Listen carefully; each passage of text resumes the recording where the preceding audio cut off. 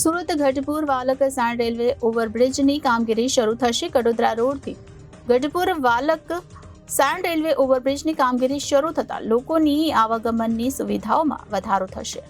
મુખ્યમંત્રી શ્રી ભૂપેન્દ્રભાઈ પટેલના નેતૃત્વમાં રાજ્ય સરકાર રોડ, રસ્તા, વીજળી, શિક્ષણ, પાણી, ઇન્ફ્રાસ્ટ્રક્ચરના વિકાસ કાર્યોને પ્રાધાન્ય આપી રહી છે. લોકોના પ્રશ્નો, રજૂઆતોનો ઝડપભેર ઉકેલ આવે તેવા વિરત પ્રયાસો કરી રહી છે.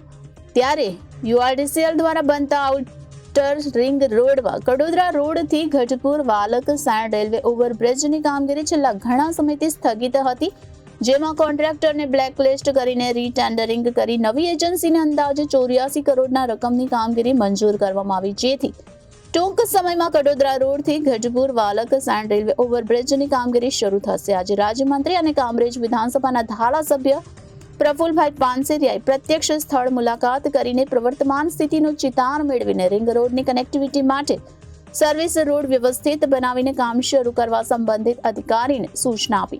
કડોદરા રોડથી ગઢપુર વાલક સાણ રેલવે ઓવરબ્રિજની કામગીરી શરૂ થતાં લોકોની આવાગમનની સુવિધાઓમાં વધારો થશે. સરકારે શહેરી વિકાસને પણ હંમેશા પ્રાધાન્ય આપ્યું છે એની સાબિતી જોવા મળી છે, એવું રાજ્યમંત્રી અને કામરેજ વિધાનસભાના ધારાસભ્ય પ્રફુલભાઈ પાનસેરિયાએ જણાવ્યું હતું. આજ રોજ સુરતની અંદર રિંગ રોડ બની રહ્યો છે. સરકાર દ્વારા ખૂબ મોટો પ્રોજેક્ટ અને સુરત શહેરના વિકાસની અંદર એ રિંગ રોડની ખૂબ જ મહત્વની ભૂમિકા રહેશે. સરથાણા વાલક પાટિયા પાસે અને ત્યાં બિલ્ડરે ઘણા સમયથી કામ ઓછું કરતો હતો અને કર્યું નથી, અધૂરું કામ મૂકીને છોડીને જતો રહ્યો.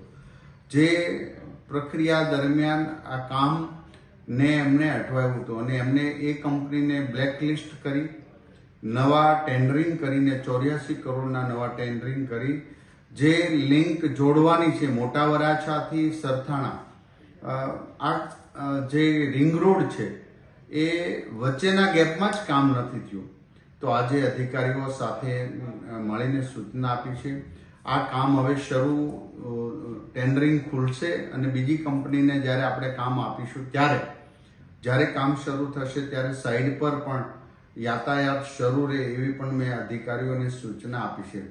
માટે જે કંપનીએ આ કામ ડિલે કર્યું હતું એમને દંડ પણ કરવામાં આવ્યો છે અને એને બ્લેકલિસ્ટ કરવામાં આવીને નવી કંપની માટે ટેન્ડરિંગ કરી ચૂક્યા છે. આ રિંગ રોડ આટલો જ ટુકડો બાકી છે. જે સમસ્યાઓ હતી અને આદરણીય ભૂપેન્દ્રભાઈ પટેલ સાહેબના ને પણ આ રજૂઆત કરી હતી, એમણે પણ પોઝિટિવ અભિગમ દર્શાવી.